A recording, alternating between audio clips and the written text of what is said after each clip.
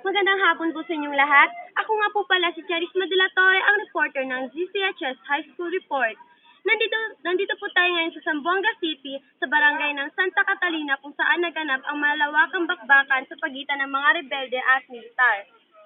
Maraming inosenteng tao ang nadamay, maraming nawala ng tirahan, at nagdulot ito ng kahirapan sa kanilang pamumuhay. At pumunta naman po tayo dito kung saan natin malalapitang makikita ang malaking pinsala ng bakbakan. Makikita po ngayon ninyo kung gaano kalawak ang pinsala nito. Maraming kabahayan ang nasunog at makikita din natin ang tagos ng mga bala sa bawat bahay naming dinadaanan. Sinasabing isa lang ang may dahilan ng lahat ng ito at yun ay ang pagsalakay ng grupo ng mga MNLF sa sinasabing gusto nilang sakupin ang ating lungsod. At doon nagsimula ang bakbakan. Marami pong tao ang sobrang nagsakripisyo at naghirap sa nagdaang buwan hanggang ngayon. Marami silang pangangailangan sa pang-araw-araw upang mabuhay. Maliban po sa pang-araw-araw na pagkain, nangangailangan po sila ng proteksyon sa kanilang katawan at yun ang kanilang tirahan. Marami pa pong taong nawala ng tirahan hanggang ngayon.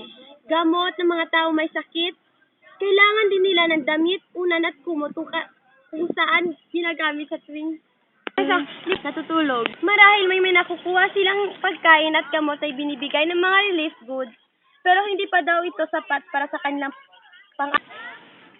Hayaan niyo po kaming maghanap ng mai-interview para sa karagdagang detalye. Magandang hapon po sa inyo. Pwede po ba kami mag-interview? Pwede. Ano nga po pala yung pangalan niyo? Christopher Tulongres. Ang ba dito? Post na. Dito po ba kayo nakatira? Sa aming barong-barong. Po ba kayo? May hanap buhay po ba kayo? Naghanap ako ng trabaho ngayon. Saan po kayo kumukuha ng pagkain? Kung may ibebenta, yun. Bumibili kami ng pagkain. Tinutuloy pa rin po ba ang pagbibigay ng mga relief goods sa inyo? Ngayon, wala na. 3 months na, hindi na binibigay. Buti, minsan hindi kayo kinukulangan ng pagkain. Hindi naman, kasi may pamilya naman ako. Minsan, binibigyan kami kahit papaano. Pwede po ba namin makita ang pamilya niyo? Nandiyan sa loob. Okay po. Ilan po ba inyong anak? Isa lang. Ilan po?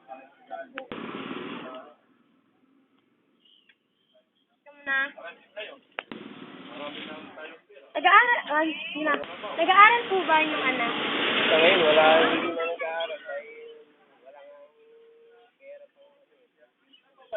So, malaki po ba ang naging apekto ng crisis? Siyempre, malaki. Siyempre, yung anak buhay namin, wala talaga. Kaya ang inano namin, yung kabuhayan namin, nawala rin. Kaya yung hindi namin, yung relief goods, minsan hindi kami pinibigyan. Hindi niyo po ba inaakalain na mangyayari ang crisis? Ay, hindi talaga mangyayari yung crisis. Hindi namin alam kung paano yung naging gera sa kaya ang inaano namin, yung hanap buhay namin, apekto.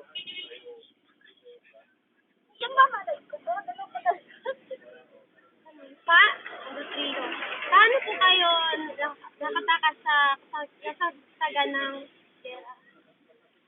Mula yung Petsa 9 hanggang 23. Bumalik kami rito yung 29, kaya nagsirig ako ng baro-baro bahay. So, sa oras po ng bakbakan, wala po kayo dito? Nandito kami, mula yung Petsa 9 hanggang 23 kami, pinalis kami ng militar. Hindi po ba kayo Hindi po ba kayo nahihirapan sa ganitong sitwasyon? Nahihirapan din. Minsan wala kami makain. Hinihintay namin yung relief goods maibibigay sa amin. Sa ngayon, wala eh. Ano po yung gusto niyo ipadala o iparating sa pamahalaan? Ang gusto lang din namin, pamadili ang pagtirik ng bahay namin. Kaya nahihirapan kami sa init ngayon. Wala kaming bahay, wala kaming kuryente. Yun ang hinihingi namin. Paano po pala kung umulan? Minsan, matayo na lang kami habang umuulan.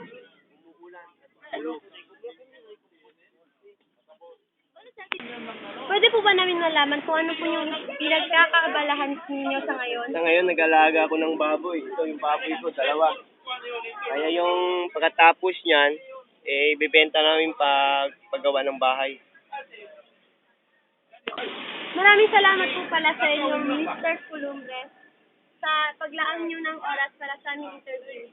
Maraming salamat sa inyo. Nag-interview kayo sa akin. Matay ganda.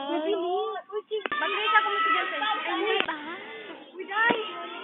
Ngayon, nandito po tayo malapit sa KJK building kung saan pinagkukutaan ng mga MNLF.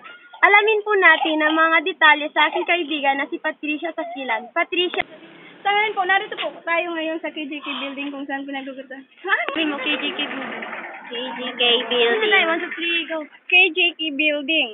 KJK Building kung saan pinagkukutaan ng mga MNLF Missouri Faction. Balik sa'yo, Charisma.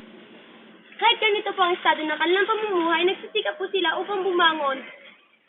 Basta pa? Para sa kanilang kabuhayan, makikita po natin nagtitinda sila ng konting-konti at yung iba rin ay gumagawa ng tahanan para sa kanilang pansamantalang tirahan. Para sa karagdagang kaalaman o gusto nyo kaming bisitahin, mag-log on lang sa www.zchshighschoolreport.com.ph. Salamat!